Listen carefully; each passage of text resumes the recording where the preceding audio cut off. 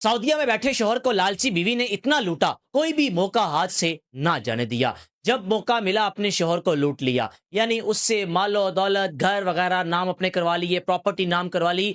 और जब शौहर का इंतकाल हुआ तो सारी जमा पूंजी जो कि लूट मार करके अपने पास रखी थी, एक जगह बैठ गई। और फिर इसके बाद जो इस खातून का अंजाम हुआ, ये सुनने वाला है। तफसीलात मैं आपसे इस वीडियो की शेयर करूंगा। इस वीडियो में अहम लेसन मौजूद है, वीडियो आपने आखिर तक देखनी है। जनाब यानी नौजवान लड़की तालीम मुकम्मल की तो वालिद अपनी फैमिली को लेकर शहर में आ गया। रहते ये गांव में थे। वालिद गांव में ट्रैक्टर ट्राली चलाया करता था और जब शहर में आए सारे घर का दारो मदार वालिद पर था, क्योंकि ये नौजवान लड़की अपने बहन भाइयों में सबसे बड़ी थी। एक भाई था और मजीद दो बहनें थी, यानी कुल मिलाकर ये चार बहन भाई थे। जब शहर में आ गए तो वालिद को अचानक हार्ट अटैक हुआ और हार्ट अटैक के बायस डॉक्टर्स ने वालिद को आराम का मशवरा दिया। 2-3 महीने आपको बेड रेस्ट चाहिए और डॉक्टर से यह भी कहा कि आप ड्राइवरी की जॉब भी नहीं कर सकते क्योंकि आप हार्ट पेशेंट हैं। अब जनाब इस लड़की पर जिम्मेदारियां आन पहुंची के घर को लेकर चलना है, वालिद की अदवायात, फिर उसके बाद बहनों की तालीम के अखराजात, भाई की शादी, यानी सब कुछ इसके जिम्मे लग गया और सब कुछ करने की इसने ठान ली। एक जगह अप्लाई किया, जॉब मिल गई क्योंकि ये पढ़ी लिखी थी। और जहां जॉब मिली इसका बॉस ऐसा नफीस दिल आदमी था, हालांकि इसके पास एक्सपीरियंस नहीं था, फिर भी कोई 20-25 हज़ार रुपया इसकी सैलरी लगा दी।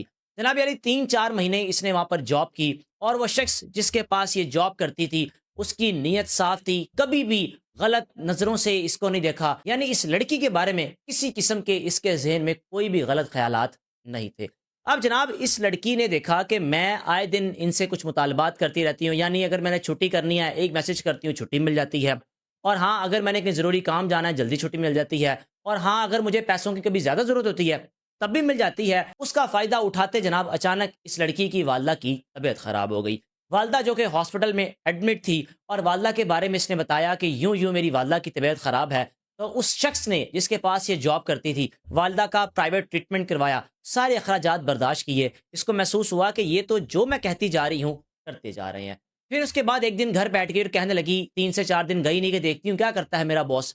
बॉस ने राब्ता किया और बॉस कहने लगा कि आप क्यों नहीं आ रही। कहने लगी मैं थक जाती हूँ रिक्शे तब्दील करके, मुझसे नहीं आ जाता। जनाब उस नफीस दिल आदमी ने इसको मेहरान गाड़ी ले दी कि ये आना जाना इसका चलता रहे। वो सब कुछ क्यों कर रहा था कि ये अपने घर की वाहिद कफील है, वो भी एक नेक दर्द दिल रखने वाला इंसान होगा जिसने ये सब कुछ किया। अब जनाब इसने उसको कह दिया कि आप मेरे साथ शादी क्यों नहीं कर लेते। वो शख्स कहने लगा कि मैं शादीशुदा हूँ, मेरी बीवी है, मेरे बच्चे हैं, मैं ये काम नहीं कर सकता।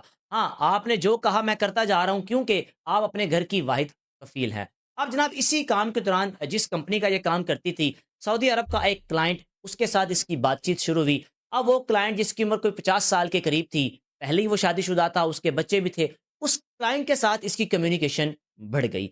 अब पता चला कि ये तो मेरे हाथ में नहीं आया। फिर उसके बाद सऊदीया बैठे उस शख्स के साथ बातचीत को बढ़ाया और यूं बढ़ाया उसके आगे ये कहना कि मेरे बहन की शादी करनी है। जनाब उसने बहन की शादी के अखराजात पूरे भेज दिए। फिर कहा कि एक और बहन की शादी आ गई है, उसकी भी शादी करनी है।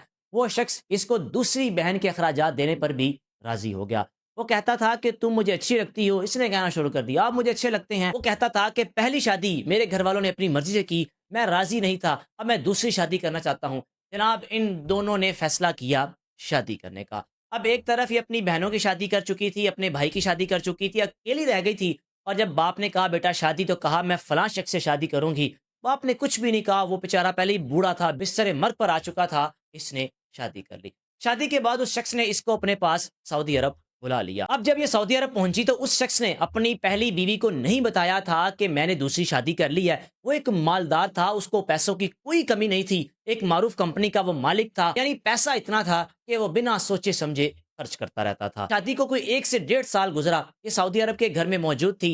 दरवाजा नोक हुआ, दरवाजा खोला इसने तो एक नौजवान आया। वो नौजवान था उस शख्स की पहली बीवी में से, यानी उसका बेटा, और आकर इसको बोला कि तुमने मेरे बाप के साथ शादी क्यों की है, यानी तुमने मेरे बाप को ट्रैप किया, उसको अपने ट्रैप का शिकार बनाया और मेरे बाप से तुम लूट मार करती जा रही हो। ये बड़ी गुस्से में आ गई, बरहमी का इजहार किया। और ये भी बताता चलूं कि ये बहाने तलाश कर रही थी उसको छोड़ने का, क्योंकि 1 से 1.5 साल के दरमियान इसने एक घर, मालो दौलत उसे हड़प कर चुकी हुई थी। पाकिस्तान में अपना घर बार वगैरह बना लिया हुआ था, अब सिर्फ मौके की तलाश में थी, कोई बहाना मिल जाए मैं इसको छोड़ दूं।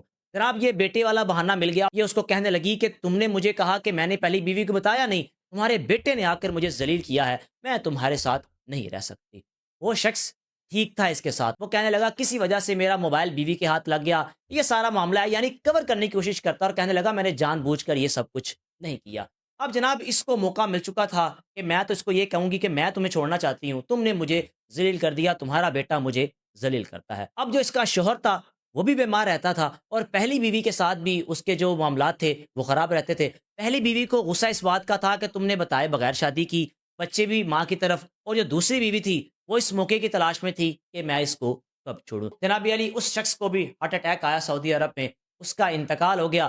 یہ خوش کہ تو مجھے خود ہی چھوڑنا پڑ گیا اس کو، جو بھی حصہ وغیرہ بنتا تھا اس کو مل گیا۔ یہ واپس پاکستان آ گئی، پاکستان آ کر اپنے بھائی اور اپنے بھائی کی بیوی کو اپنے گھر میں رکھا، یعنی ان پر روب جمانا، سال 2 سال ایک قسم کی باس بن کر ان کے اوپر بیٹھی رہی گھر میں، کیونکہ ظاہر سی بات ہے گھر کے سارے اخراجات یہ برداشت کر رہی تھی۔ اس نے کوئی 1 2 گھر لے کر رینٹ پہ دیے ہوئے تھے، پھر اس کے بعد جس گھر میں خود رہ رہی تھی وہ ایک بڑا گھر تھا، اچھے خاصے اس کو پیسے آتے تھے۔ بھائی اپنی بہن کا محتاج اور جو بھائی کی بیوی ہے وہ اپنی نند کی محتاج۔ اب جناب بھائی کا بھی صبر جواب دیتا جا رہا تھا، کیونکہ اس کا رویہ ایسا تھا، تکبرانہ رویہ، اپنے بھائی کو ڈانٹ بھی دینا، اپنی بھابھی کو ڈانٹ بھی دینا، وجہ صرف یہ تھی کہ بھائی اور بھابھی اس کے پیسوں پر پل رہے تھے۔ اب جناب بھائی نے کیا کیا، کسی طریقے سے اس کا جو گھر تھا اس گھر کو اپنے نام کروایا، اس کو ایموشنل بلیک میل کر دیا کہ کچھ تو میرے نام کر دو، یعنی کہ کس طریقے سے وہ گھر نام کروانے کے بعد اس کو بتائے بغیر اس گھر کا سودا کیا، اور اس گھر کو بیچنے کے بعد جو بھی مال و دولت ملی،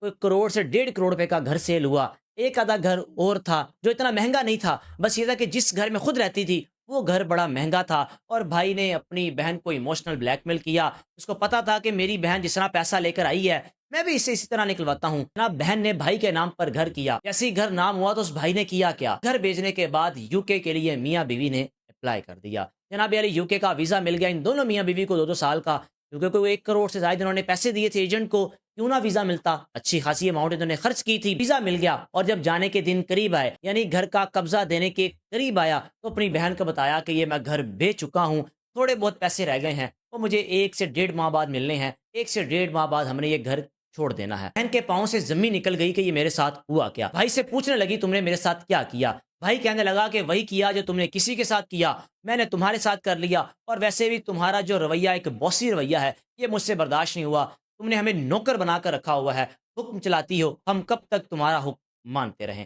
جناب علی اس خاتون کے بارے میں رائے کا لازمی اظہار کیجیے گا کہ لالچ اس کو کہاں سے کہاں لے گیا۔ میزبان کو اجازت دیجیے۔